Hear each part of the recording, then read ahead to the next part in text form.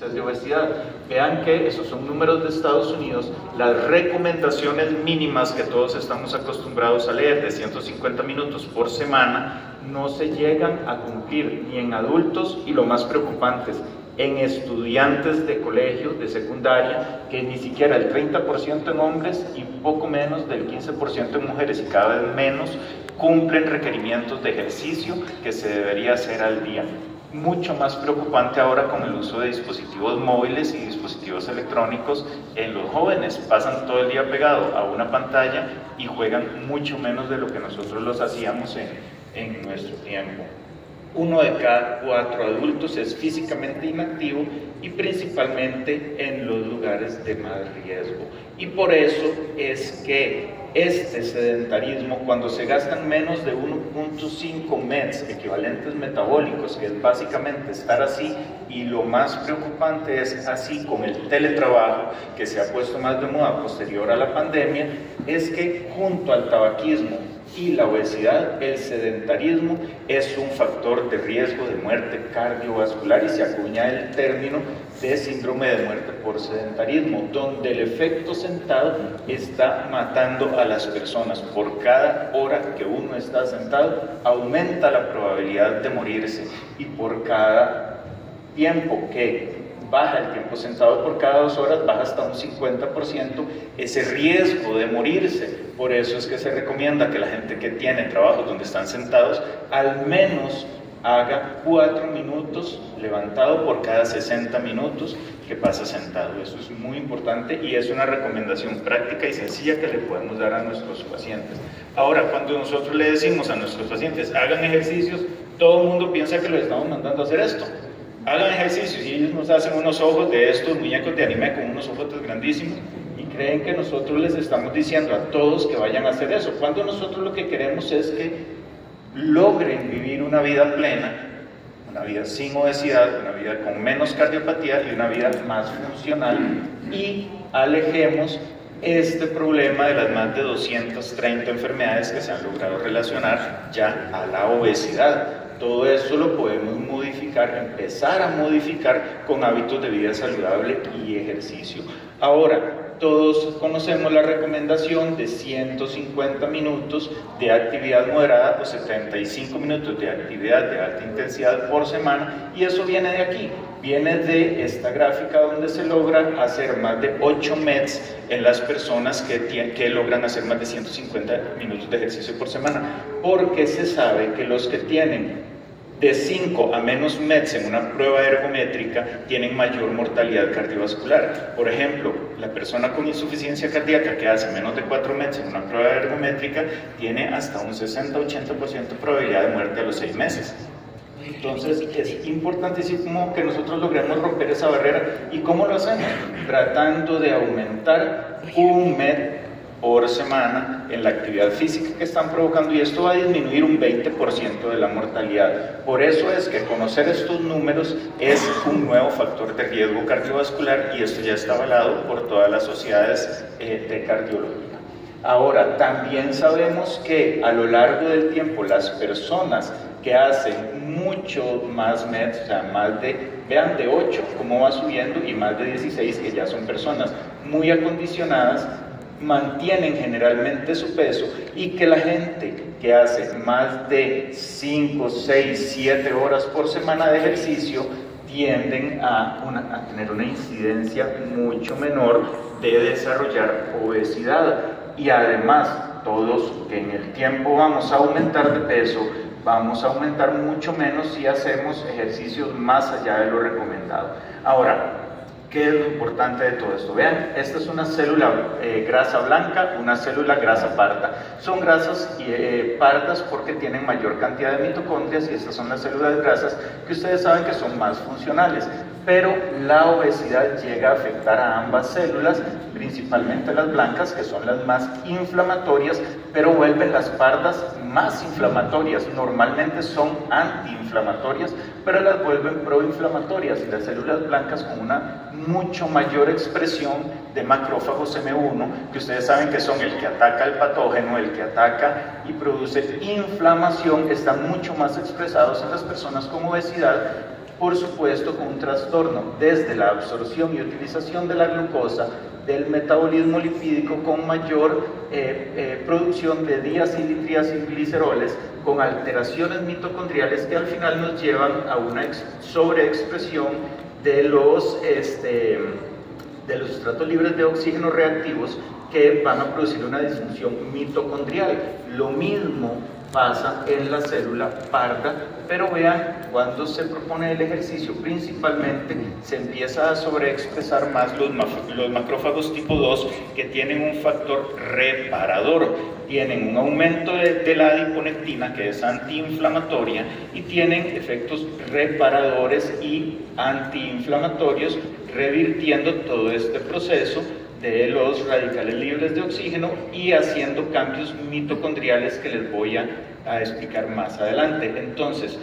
cada vez que se va acumulando porcentaje de grasa, porcentaje de adiposidad, vamos a tener pacientes más inflamados, y no solo vamos a tener el efecto de anemia que refirió José antes por aumento de la abscina, sino además disfunción muscular. A todos nos encanta la carne prime, ¿verdad? La que viene más marmoleada, ese New York que está más jugosito, más llena de grasita, ese ribeye, ¿verdad? Pero eso no es lo que queremos para nosotros, porque esto es un músculo disfuncionante. Si bien puede ser más rico, es disfuncionante, y se ha visto en estudios principalmente de ganado estabulado que se ha estimulado con clenbuterol o cualquier medicamento que aumente las aminas naturales y hormona de crecimiento, y vea que los porcentajes de grasa son muy diferentes. Y por ejemplo, este toro azul de Holanda, creo que llega a desarrollar una mutación natural para para una mioquina, la miostatina, perdón, y estos que llegan a bloquear la miostatina, que la miostatina es una mioquina que contrarregula la hipertrofia muscular, llegan a ser así de musculosos y tienen mucho menos porcentaje de grasa. Eso es muy importante, porque cuando se estudian estos, y se estudian en humanos también, entre más porcentaje de grasa, menos músculo, o entre más músculo, menos porcentaje de grasa, y eso se traduce directamente a niveles mucho menores, entre más músculo exista, mucho menores de hemoglobina glicada y de glucosa que en los que tienen mucho menos músculo. Hay una relación inversa, proporcional, entre uno y la otra. Y es que se ha visto que el ejercicio, como les digo, cuando se estimulan las aminas, se logra bloquear la miostatina, y esto va a producir mayor hipertrofia muscular. Y esto ya está comprobado tanto en humanos como en animales. No pasa. Y por eso, vean aquí que la mioesteatosis, vean que tiene un factor de riesgo de mortalidad que alcanza al del tabaco. No sé si esto lo conocían. Yo cuando vi este gráfico, que lo hicieron hace un par de años, me llamó muchísimo la atención, porque de esto no estamos hablando suficiente.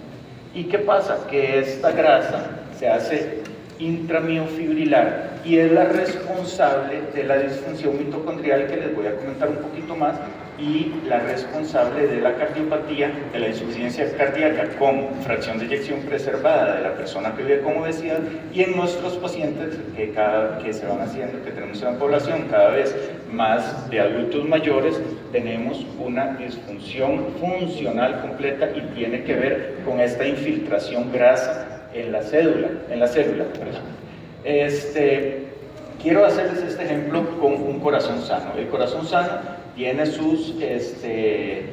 sustratos energéticos, generalmente es grasas y azúcar, siendo mayor el porcentaje de grasas. Cuando no tenemos exceso de adiposidad, todo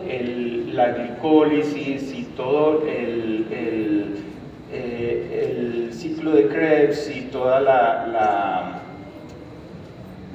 cadena de transporte de electrones se va a ver preservada, y vamos a tener un ratio de fosfocreatina y ATP que va a ser normal. pero esto lo hemos bloqueado cuando aumenta el porcentaje de grasa y tenemos disminución de los transportadores, principalmente GLUT4, y luego tenemos aumento de los tri-di-acilgliceroles y las ceramidas, vamos a tener acetilaciones inadecuadas en todo el proceso del ciclo de Krebs y vamos a tener un desacople en la cadena de electrones y vamos a tener esta reducción. Esto explica por qué la persona que vive con obesidad tiene la cardiopatía, con insuficiencia cardíaca de fracción de eyección preservada, que solamente en un ecocardiograma nos reportan que tiene una disfunción diastólica tipo 1, por ejemplo, con un BNP ligeramente alto, pero esa persona se pasa ahogando, esa persona no puede caminar 100 metros, no puede hacer ningún tipo de actividad física, se cae, le duelen todas las articulaciones. Tenemos músculos totalmente disfuncionantes con una mitocondria que no está dando la energía que tiene que dar.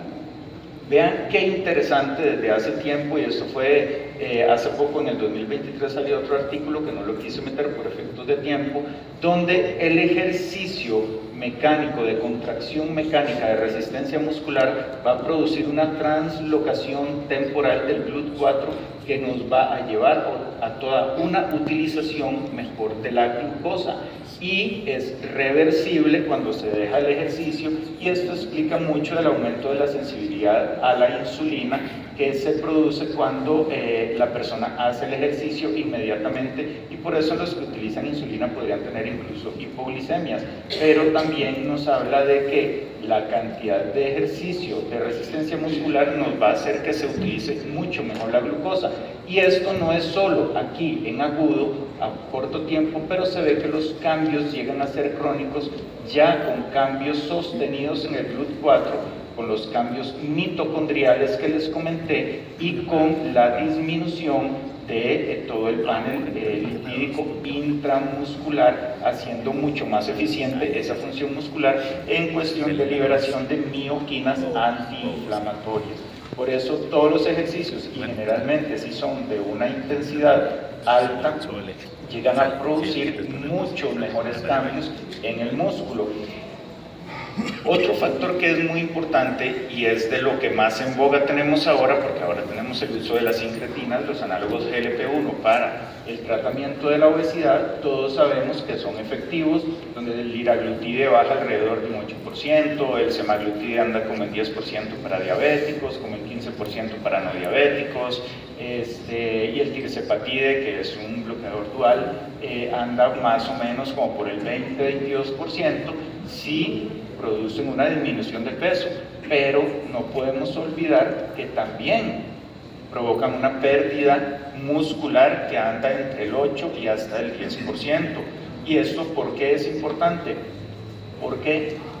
si hacemos que todas las personas bajen de peso únicamente con análogos GLP-1, luego vamos a tener obesos sarcopénicos, y ya le estamos metiendo más bien un problema a la persona. Ahora, ¿esto significa que no tenemos que usar los medicamentos? No, porque sí es una de las armas más útiles que tenemos en este momento, pero tenemos que ver cómo disminuimos esto. Y sí se han hecho estudios donde se utiliza solo incretinas, o sea, utilizan incretinas con ejercicios de resistencia, y los que utilizan ejercicios de resistencia junto a la incretina, vean que cuando se deja de usar el tratamiento tienen una reganancia mucho menor de peso, pero además tienen ganancia de la masa magra, y esto sí es muy importante, porque entonces estamos evitando el efecto del obeso sarcopénico. Entonces, sí nos está perdiendo peso, pero estamos logrando mantener, a diferencia del que solo usa el análogo GLP-1 y no hace nada de ejercicio. Veámoslo acá en este otro estudio donde se comparan diferentes modalidades de ejercicio con placebo, de vida sin ejercicio y placebo, liraglutide en este caso sin actividad física y liraglutide con ejercicio. Todos bajan de peso, todos logran bajar de peso,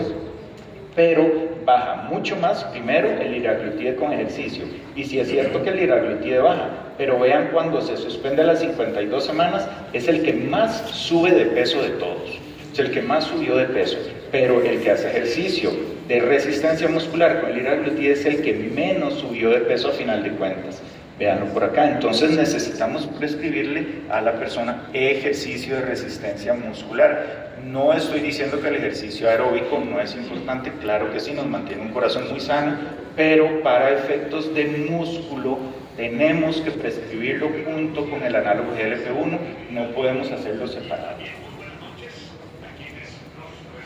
Y esto está cargadísimo, yo lo sé, pero quiero enseñarles cómo esto se ha ido estudiando cada vez más y se hacen estudios ya más guiados a lo que es músculo y fibras musculares con sedentarios, ejercicio anaeróbico, incluso haciendo comparaciones, viendo lo que son las crestas mitocondriales de cada uno, y se ha visto que el sedentario generalmente tiene menos crestas mitocondriales, las personas que hacen ejercicio tanto de cardio como de resistencia muscular tienen más, y lo comparan por ejemplo con un colibrí. El colibrí, que tiene una contracción extrema muscular, tiene muchísimas crestas mitocondriales, y esto se asocia a una mejor fosforilación oxidativa, a un mejor funcionamiento